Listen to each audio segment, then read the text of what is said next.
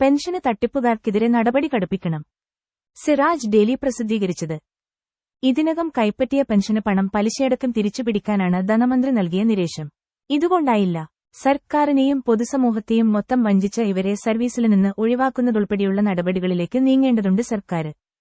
ഉദ്യോഗസ്ഥ വിഭാഗത്തിന് മൊത്തം അപകീർത്തികരമാണ് നിരവധി സർക്കാർ ജീവനക്കാര് സാമൂഹിക ക്ഷേമ പെൻഷനിലെ കൈയിട്ട് വാരുന്നുവെന്ന കണ്ടെത്തല്.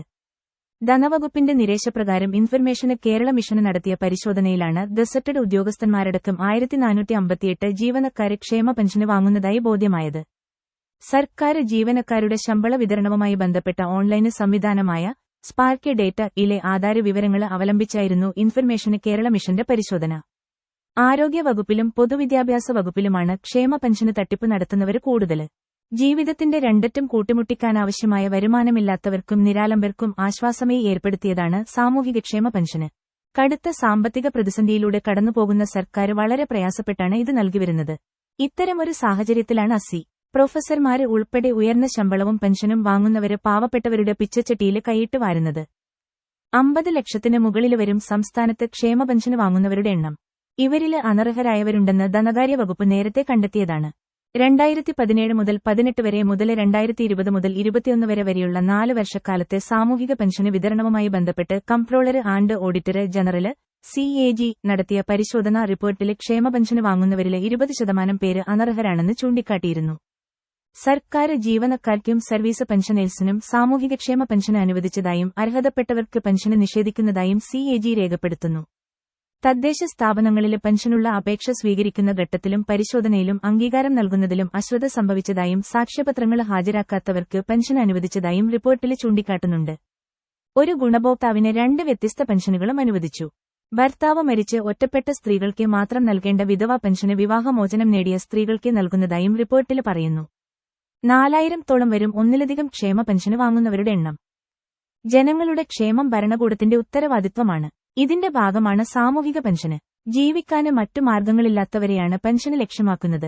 ഇത് കൈപ്പറ്റുന്നവര് തീർത്തും അതിനർഹരാണെന്നും അനർഹരിലേക്ക് ഇത്തരം ആനുകൂല്യങ്ങള് പോകരുതെന്നും ഉറപ്പുവരുത്തേണ്ട ബാധ്യത സർക്കാരിനുണ്ട്.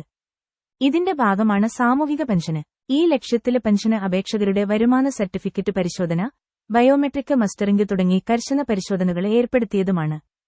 പിന്നെയും എങ്ങനെ അനർഹര് കടന്നുകൂടി? ഭരണരംഗത്തെയും ഉദ്യോഗസ്ഥ തലത്തിലെയും വീഴ്ചയിലേക്കും ഉദാസീനതയിലേക്കുമാണ് ഇത് വിരല് ചൂണ്ടുന്നത്. രാഷ്ട്രീയ സാമ്പത്തിക സ്വാധീനവും വലിയൊരു ഘടകമാണ്. പെൻഷന് വാങ്ങുന്നവരുടെ വാർഷിക വരുമാനം 1 ലക്ഷത്തില് കവിയരുതെന്നാണ് ചട്ടം. 2010 മുതൽ തുടർന്നു വരുന്നതാണ് ഈ നിബന്ധന. എന്നാല് 2014 പാർലമെന്റ് തിരഞ്ഞെടുപ്പിനു മുന്നോടിയായി അന്നത്തെ UDF സർക്കാർ വരുമാന പരിധി 3 ലക്ഷമായി ഉയർത്തിയിരുന്നു. ഇതേ തുടർന്ന് പെൻഷന് വാങ്ങുന്നവരുടെ എണ്ണം കുത്തനെ ഉയർന്നതോടെ അതേ സർക്കാർ തന്നെ 10 മാസത്തിനുശേഷം വരുമാന പരിധി വീണ്ടും 1 ലക്ഷമാക്കി പുനർനിർണയിച്ചു. അന്ന് വരുമാനപരിധി ഉയർത്തിയ ഘട്ടത്തില് 1.5 ലക്ഷം പേരാണ് പുതുതായി അർഹത നേടിയത്. പട്ടികയില് അനർഹര് കടന്നുകൂടാന് ഒരു കാരണമിതാണ്.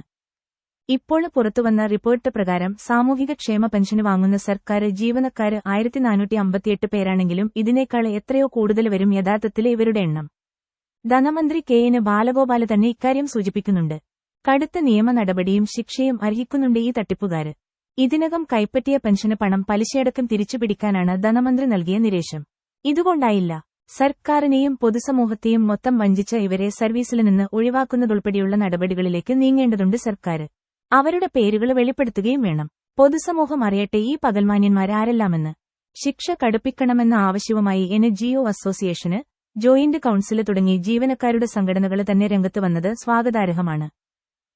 അനർഹർക്ക് സാമൂഹിക പെൻഷന് അർഹതയുണ്ടെന്ന് സാക്ഷ്യപ്പെടുത്തിയ തദ്ദേശ സ്വയംഭരണ സ്ഥാപനങ്ങളിലെ ഉദ്യോഗസ്ഥരെ കണ്ടെത്തി അവർക്കെതിരെയും നടപടി സ്വീകരിക്കേണ്ടതുണ്ട്.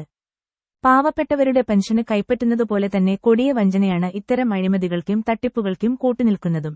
പെൻഷന് പട്ടികയില് ഗുരുതര ക്രമക്കേട് കണ്ടെത്തിയ സാഹചര്യത്തില് ഇതുസംബന്ധിച്ച പരിശോധന തുടരുകയും അന്വേഷണം കൂടുതൽ ഊർജിതമാക്കുകയും വേണം.